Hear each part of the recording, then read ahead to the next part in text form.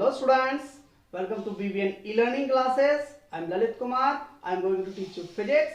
So let's start our today's lecture. Here it is.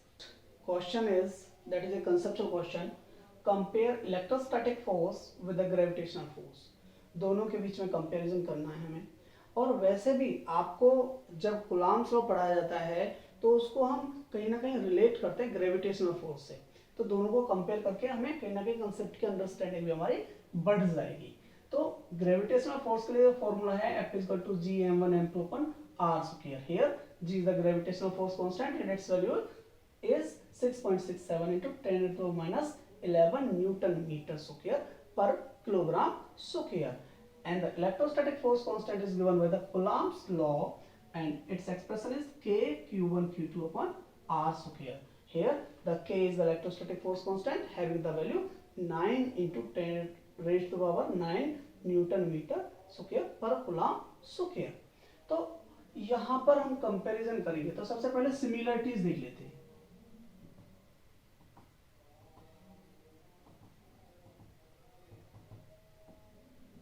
Similarity number 1, आप बड़े ही आराम से देख सकते हो कि दोनों फोर्सेस के एक्सप्रेशन में आर नॉट स्क्वायर जो है इनवर्स में है.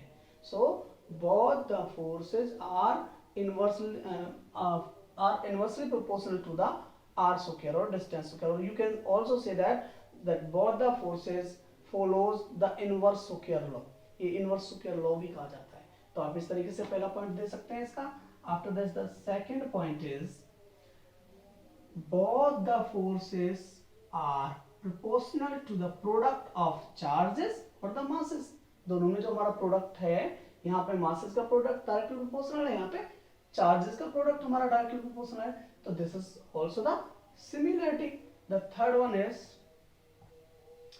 जब हम इलेक्ट्रोस्टैटिक फोर्स निकालते हैं कूलॉम्स लॉ से, तो जो डिस्टेंस ली जाती है that is the distance between the centres of the two bodies. दो बॉडीज के सेंटर्स के बीच की जो डिस्टेंस है उसे हम मेजर करते हैं और उसको इंडिकेट करते हैं आर से जनरली. तो उसी तरीके से ग्रेविटेशनल फोर्स जब हम निकालते हैं तो उसमें भी जो डिस्टेंस ली जाती है वो हमारी सेंटर्स के बीच की डिस्टेंस ली जाती है. तो इस तरीके से हम कह सकते हैं कि both the forces are central force. Both the forces are central forces. Now the point number 4 is both the forces are conservative forces. Conservative forces are the force which doesn't in which the work done doesn't depend on the path followed. Basically जब इन दोनों forces के against में work done किया जाता है और उसको हमें कैलकुलेट करना होता है, मेजर करना होता है, तो उसमें पाथ फॉलोड मैटर नहीं करता, डायरेक्ट डिस्प्लेसमेंट मैटर करती है. तो इसलिए दोनों ही फोर्सेस कंजर्वेटिव फोर्स है.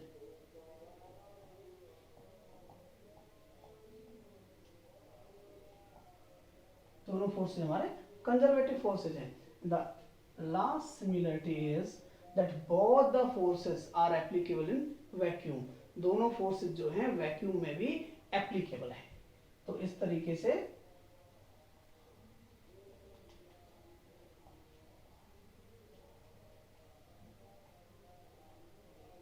वैक्यूम में भी दोनों फोर्सेस एप्लीकेबल हैं. अब बात आते हैं कि डिफरेंसेस की.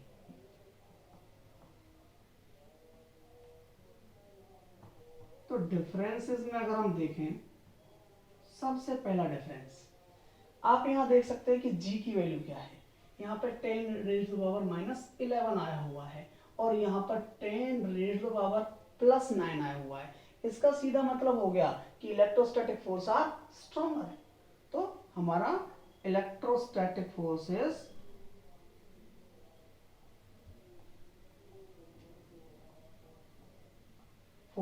are stronger. पहली हमारी डिफरेंस हो गया. द सेकेंड वन इज कि जो हमारा ग्रेविटेशनल फोर्स होता है वो ऑलवेज अट्रैक्टिव होता है नेचर में. हमेशा दो भारी वस्तुएं आपस में एक दूसरे को अट्रैक्ट करती हैं. बट इलेक्ट्रोस्टैटिक फोर्स में डिपेंड करता है कि दोनों की नेचर क्या है. अगर वो डिफरेंट टाइप्स के चार्ज पार्टिकल्स हैं तो वो एक दूसरे को अट्रैक्ट करेंगे. सेम टाइप के चार्ज पार्टिकल है, दोनों पे पॉजिटिव चार्ज है, तो वो रिपल्स भी कर सकते हैं. तो जो फोर्स का टाइप है वो डिफर करता है इलेक्ट्रोस्टैटिक्स में, जबकि ग्रेविटेशनल में वो सेम रहता है। तो टाइप ऑफ फोर्सेस डिफरेंट होते हैं। द थर्ड पॉइंट इज, जो हमारा इलेक्ट्रोस्टैटिक फोर्स होता है बेसिकली वो हमारा मीडियम पर डिपेंडेंट होता है, क्योंकि अगर मैं इस k को एक्सप्रेस करूं that will become 1/4πε0 Q1 Q2 upon R square. आपने इलेक्ट्रोस्टैटिक फोर्स कांस्टेंट भी पढ़ा था, डाइलेक्ट्रिक कांस्टेंट भी पढ़ा था, वहां से हमें पता चला था कि ये मीडियम पे डिपेंड करता है, क्योंकि यहाँ पे ε0 आ रहा है जो कि परमिएबिलिटी है, absolute permeability of the medium है। तो ये मीडियम वाइज डिफरेंट होती है और इस तरीके से ये मीडियम पे डिपेंडेंट होता है। बट यहाँ पर ये मीडियम पे डिपेंडेंट नहीं होता, क्योंकि कुछ भी यहाँ पर ऐसा नहीं आ रहा। तो डिपेंडेंसी ऑन मीडियम भी इन दोनों को डिफर करती है। तो इस तरीके से ये क्वेश्चन हमारा हो गया, आप नोट डाउन कर सकते हो। बेसिकली पूरी स्टेटमेंट ही आप लिखें, जो मैंने बोली है वहां से उसको आप दोबारा से लिख सकते हो। Our next numerical is based on the Coulomb's law. The statement is, what is the force between two small charge pairs having charges of 2 into 10 raised to the power minus 7 coulomb and 3 into 10 raised to the power minus 7 coulomb placed 30 centimeter apart in air. Basically ये unsolved question है NCERT का, और basic question है। मुझे लगता है कि कहीं ना कहीं कूलम्ब्स लॉ के ऊपर आपको न्यूमेरिकल्स करने स्टार्ट करने, तो ऐसे ही सिंपल क्वेश्चन से स्टार्ट करने चाहिए। तो यहाँ पे हमें पता चल गया Q1 क्या है हमारा 2 into 10 raised to the power minus 7 coulomb. Q2 क्या है हमारा, that is 3 into 10 raised to the power minus 7 coulomb. R distance कितनी है हमारी, दैट इज 30 सेंटीमीटर। और अब हमें निकालना क्या है, F निकालना है। तो हमें पता है कूलम्ब्स लॉ से कि F का फॉर्मूला होता है K Q1 Q2 upon R square. अभी हम यहाँ पर K ले रहे हैं डायरेक्ट, बट अगर वो मीडियम देता तो हमें जाना पड़ता 1/4πε0 तक, क्योंकि वहां पर मीडियम के कांस्टेंट आते। बट उन्होंने यहाँ पे मीडियम हमें एयर दे दिया, और जो कि फ्री स्पेस के आसपास ही होता है, तो हमें डायरेक्ट K ले सकते हैं और इसकी वैल्यूज हम यहाँ पर पुट कर सकते हैं। K की वैल्यू होती है 9 into 10 raised to the power 9 into में। Q1 की वैल्यू है 2 into 10 raised to the power 7। Q2 की वैल्यू है 3 into 10 raised to the power minus 7 divided by, बच्चे यहाँ मिस्टेक करते हैं, वो 30 सेंटीमीटर को डायरेक्ट 30 लिख देते हैं, जबकि हमें याद रखना पड़ेगा कि जो फोर्स हम निकाल रहे हैं वो SI यूनिट्स में निकाल रहे हैं, और ये इसका CGS सिस्टम लिखा हुआ है यहाँ पे, तो आपको कन्वर्ट करना पड़ेगा इसको। 0.3 मीटर हो गया, तो 0.3 का स्क्वायर, और इसकी जब calculations you will get 6 into 10 raised to the 3 Newton. So this is the answer. Very easy question, but basic question हमें एक लेना ही पड़ेगा। स्टार्टिंग हमें आसान क्वेश्चन से करनी चाहिए। Q1 Q2 और R दिया हुआ था, सीधा फॉर्मूला लगाया, K की वैल्यू, क्योंकि यहाँ पे एयर मीडियम दिया हुआ था तो हमें ज्यादा टेंशन ही नहीं हुई, वही वैल्यू 9 into 10⁻9 का हमारा यहाँ पर वैल्यू पुट करके हमारा क्वेश्चन का आंसर निकल गया। Now the next numerical is also an unsolved NCERT question. The statement is, the electrostatic force on a small sphere of charge is 0.4 microcoulomb due to another small sphere of charge minus 0.8 microcoulomb in air is 0.2 Newton. The first part is, what is the distance between the two spheres? The second part is, what is the force on second sphere due to the first sphere? तो basically ये question है, थोड़ा सा change हुआ है statement, बहुत ज़्यादा difference नहीं है। देखो सबसे पहले आप ना सारा कुछ राइट डाउन कर लो जो भी क्वेश्चन में दिया हुआ है।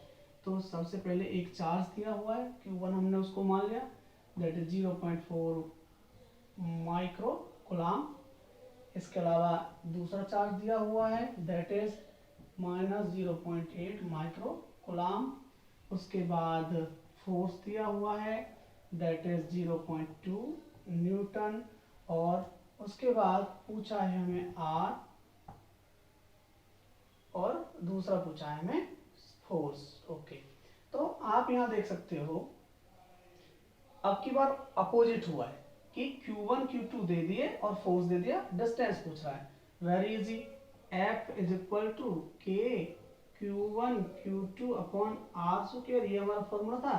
क्योंकि हमें आर निकालना है तो इसको सबसे पहले लेफ्ट में ले जाएंगे हम, तो R square is equal to K Q1 Q2 upon F. इस तरीके से हमने निकाल लिया इसका एक्सप्रेशन। अब एक चीज फिर दोबारा से मैं कहना चाहूंगा आपको, माइक्रो कूलम ऐसा यूनिट नहीं है, पहले आपको कन्वर्ट करना पड़ेगा और उसके लिए आपको पता है माइक्रो होता है 10⁻⁶। ओके, तो इस तरीके से आप इसको लिख सकते हो और यहाँ पे भी ये कन्वर्ट हो जाएगा 0.8 इंटू 10⁻⁻⁶ कूलम। और अब हम इनकी वैल्यूज पुट कर सकते हैं, तो हमने यहाँ पर इसकी वैल्यूज पुट कर दी। 9 10⁻9 इंटू 0.4 इंटू 10⁻⁶, 0.8 10⁻⁶ डिवाइडेड बाय 0.2। ये हमारा पहले से SI यूनिट में है, इस तरीके से आ जाएगा। तो आर स्क्वायर की जो वैल्यू आएगी, आप इसको बहुत ही इजी तरीके से देख सकते हो।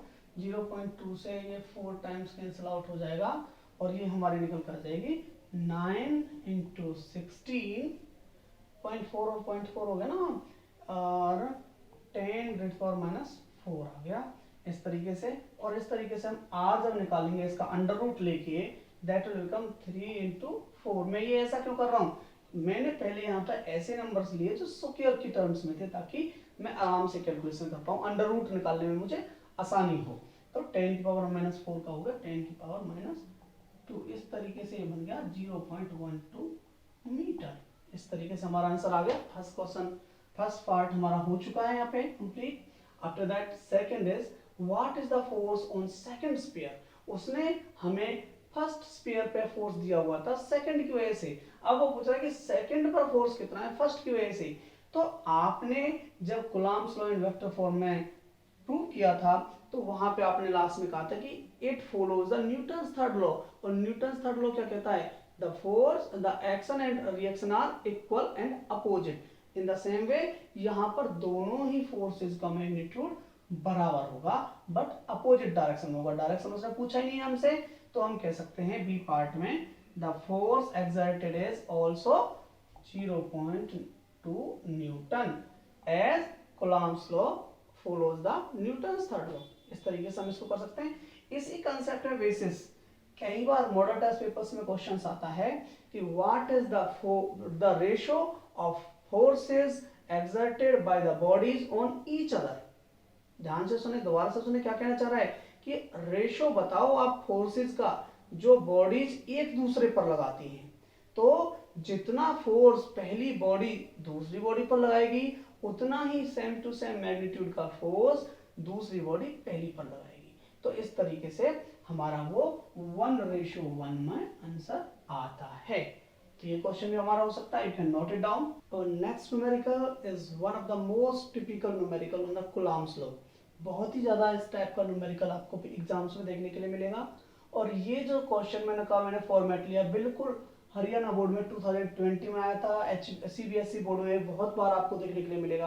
अधिकतर ये क्वेश्चन देखने के लिए मिलता है कूलम्ब्स लॉ के ऊपर। 1 मार्क का क्वेश्चन आता है, the force of repulsion between two positively charge particle is F when distance between them is made 1/4, what will be the force। कह रहा है कि दो चार्ज पार्टिकल्स के बीच में, पॉजिटिवली चार्ज पार्टिकल्स के बीच में रिपल्सन फोर्स जो है दैट इज द F। और अब जब डिस्टेंस 1/4 हो गई तो उनके बीच का फोर्स कितना है।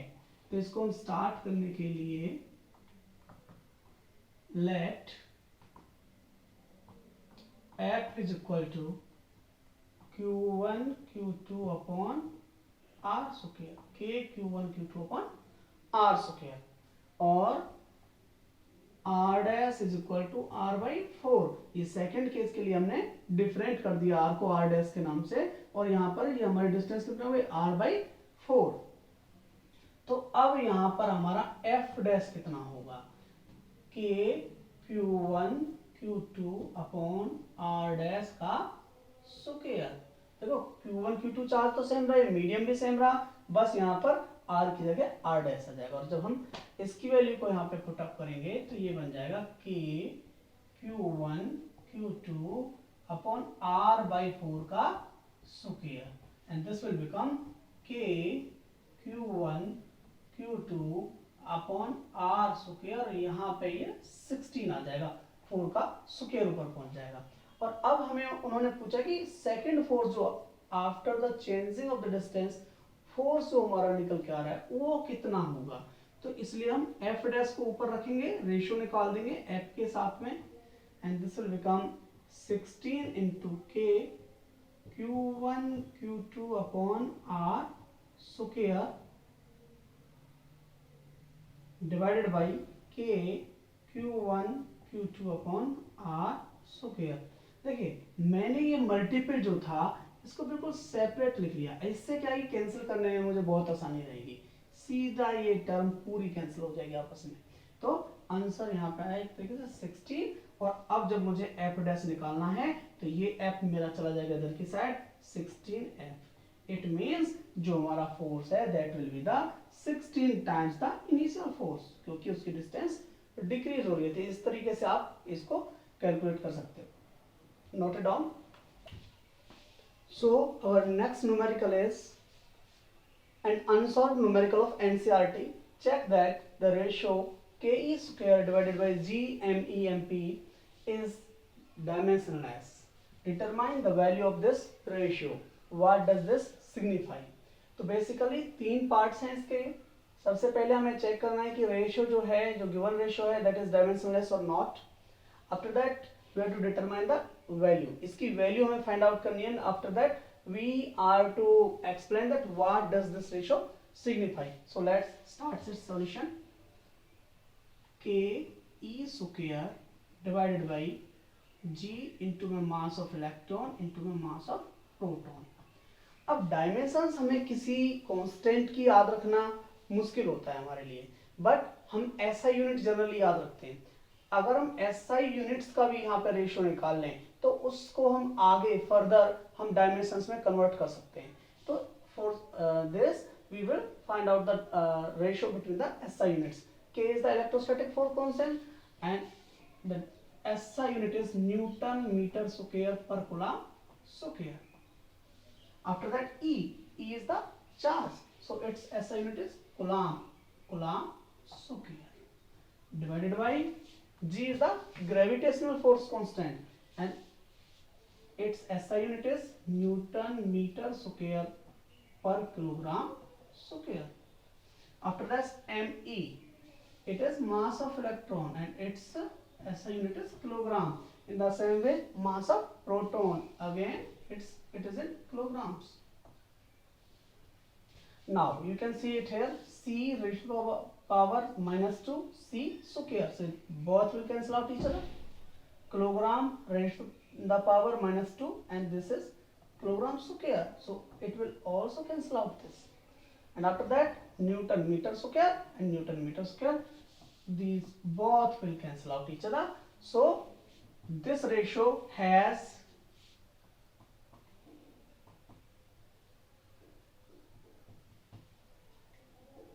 no SI unit, that is no dimension as well.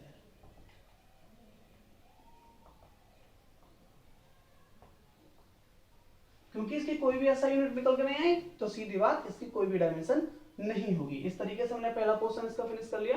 After that determine the value of this ratio. तो इस रेशियो की हमें वैल्यू डिटरमाइन करनी है। तो इसमें जो कांस्टेंट हैं, जो भी टर्म्स हैं, उन सब की वैल्यू हमें पुट अप करनी पड़ेगी। इलेक्ट्रोस्टैटिक फोर्स कांस्टेंट, इसकी वैल्यू फ्री स्पेस के लिए होती है 9 into 10 raised to the power 9। After that electron square, that is 1.6 into 10 raised to the power minus 19 का square. After that G, it is 6.67 into 10 raised to the power minus 11. After that me, that is the mass of electron. You know very well, 9.1 10 raised to the power minus 31. After that mass of proton. I have also told you this value in my initial lectures, previous lectures. It is the value of mass of proton. Now we will just calculate the terms and we will get 2.287 into 10 raised to the power 39. It is a very large value. After that the next is what does this signify. ये signify क्या करता है? तो आप इस ratio को ध्यान से देखोगे, अगर मैं यहाँ पर आर स्क्वायर की मल्टीप्लाई कर दूं और यहाँ पर भी आर स्क्वायर की मल्टीप्लाई कर दूं, तो ये जो रेशियो है हमारा बेसिकली ये term, this is the Coulomb's law, electrostatic force के ई स्क्वायर अपॉन आर स्क्वायर, के Q1 Q2 divided by are square. अब ई चार्ज किसके ऊपर होता है? ई चार्ज होता है इलेक्ट्रॉन के ऊपर और प्रोटॉन के ऊपर. अब यहाँ पे अगर आप देखोगे आर स्क्वायर यहाँ से और G m e m p, तो basically mass of electron, mass of proton और यहाँ पर उनके बीच की डिस्टेंस हो गई.